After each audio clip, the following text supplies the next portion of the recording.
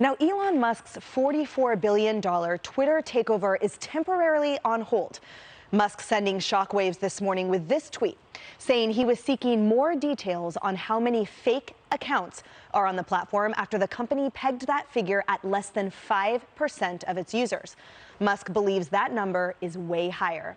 Now, the news plummeting the company's stock 18% in pre-market trading and raising concerns that the social media giant will continue to crack down on free speech if the deal falls through. Jackie, break this down for us. Well, the way I saw this tweet this morning, I looked at it from two perspectives, right? One was that many people were saying maybe Elon was looking for an out to be able to walk away. He was never serious about buying Twitter, and this could potentially be it. The other piece of this, however, is that, he needs to get in there and create value for the shareholders. He needs to make this company profitable. If he finds out that more users are fake than he was thinking, maybe he doesn't want to pay $54.20 a share, and that's an aspect of it too. But it brings about this whole thing that Elon is very impulsive. He really wanted to go for Twitter, and he put his bid out there before he had secured the financing, before he liquidated his own stock to be able to purchase the company, essentially before he did due diligence like this. Most investors would do this kind of work first and then figure out what their bid was and go after the company. So there's a couple of different pieces of what's happening here, and we're gonna have to see, as the Elon saga always is a saga,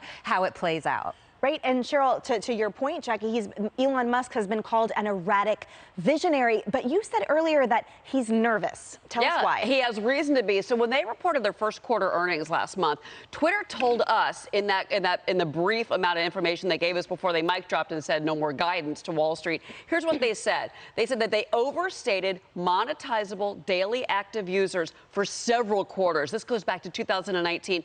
I pulled up the numbers today. In the fourth quarter, they overstated by 1.4 million of 2020. Q1 21, 1.6 million overstated users. Q2 2021, 1.7 million overstated users. He wants the proof. And remember, there's $1 billion breakup deal over this. If either side pulls out of this deal, there's $1 billion penalty.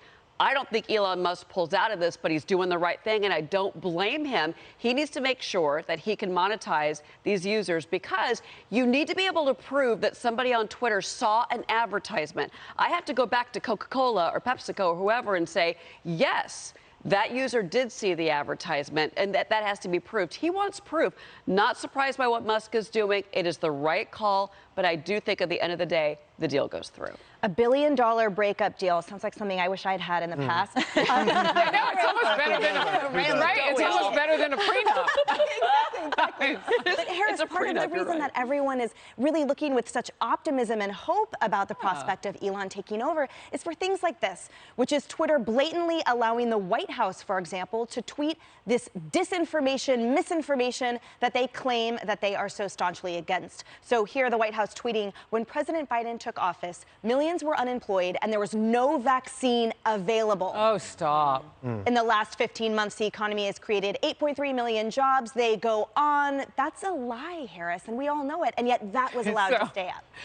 Raymond Arroyo and I just had a conversation about Pinocchios, Yes. because some of the fact checkers, that's what they issue at certain publications. And I said that we're going to have to check our supply chain crisis on how much wood we have to build the little Pinocchio noses here, because that is a flat out lie. And why that is so sad is, the White House knows that the American people, many of them are struggling right now. They don't have time to fact check the White House. They actually really want to trust the guy who said that he was going to unify the country and be different. But I still, and can put it on a loop anytime on my Twitter, it was December 12th that he got his first shot. So he wasn't in office yet when we had the vaccines. I mean, if you need a receipt, right, if you need one, I don't think we do. I think we know that Operation Warp Speed generated that. Yeah. But if he thinks that certain people are asleep, we certainly can wake them up with proof all down the line of what you just said. And again, that is particularly sad. It is manipulation. And they can stop it at any time.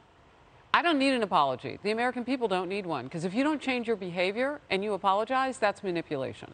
That's right. And it's also concerns against free speech, right? Rob, take us home. Well, I think the thing about Twitter is that for a long time I've suspected, and I think we all realize, that it's kind of owned by the left. And I think that the importance of Twitter is sort of overstated among people like us. I think about like media people, political people, entertainers, etc. So about 25% of people on Twitter account for 97% of all tweets, right? So that's not a statistic that you like if you're somebody like Elon Musk that is trying to make money off of this, right?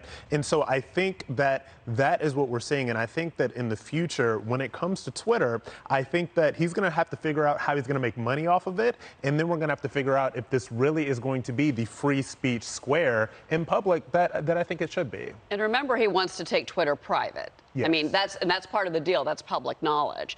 And Jackie, you've talked about this actually on this show. Take it private, and then at some point bring it back to the public market. All of that is dollars and cents. Unlocking value, right? Unlocking that hidden value. And as a businessman, somebody who, created Tesla, runs SpaceX, he is all about that aspect of it. And so he has to be sure he can do that so that he doesn't end up looking like he flopped. Right. And let me ask you then, what happens if this doesn't go through?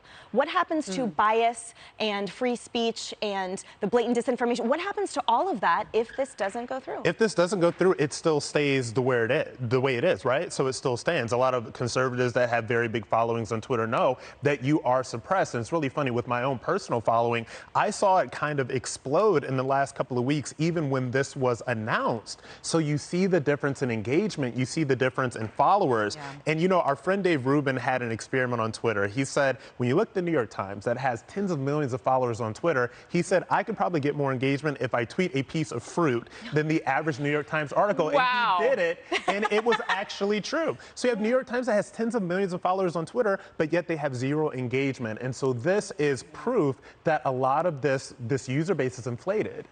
I just have a question for you, Jackie, and it has to do with Twitter's role in deals. And we know that Tesla right now is not happy with some Elon Musk tweets. Right. And here he is now trying to buy Twitter, taking it private. I mean, how is it for the CEO, the guy who runs the company, to be on Twitter and the impact that it can have on shares? I think it has a huge impact. I mean, but not always positive. And whether you think that, the truth is being told on Twitter or not is one conversation, but the other conversation is that it is this platform for him and for other CEOs as well. And it was for Donald Trump. And you move markets that way. And he's moving his own market today, and that's my point, right? I mean, he's having an effect, and it's not a positive one the last time I checked. The stock is down because of what he tweeted. Yeah, and so basically, I mean, he's saying, and that goes back to my due diligence point, was that he didn't do the due diligence. People were very excited about this deal. Now he's putting a potential hold on it, and the stock is down even more. But he knows how much power he has. That's why I go back to what is Elon really thinking in his head? Every time he tweets something, it's not haphazard. There are 100%. reasons behind it. And so you wonder, what kind of game is he playing here? And can I ask for a quick final question, Cheryl? What's more important to the shareholders' value, that engagement level, if Elon sort of galvanizes who's on there, or this whole issue with the fake bots and the fake accounts? What's more important to the value? It's all about the numbers. Okay. That's what this comes down to. If you own shares of Twitter, you want the numbers to be there. It is a business at the end of the day. We talk a lot about free speech and suppression and all that stuff. At the end of the day, you've got to monetize who is on that platform, whether you are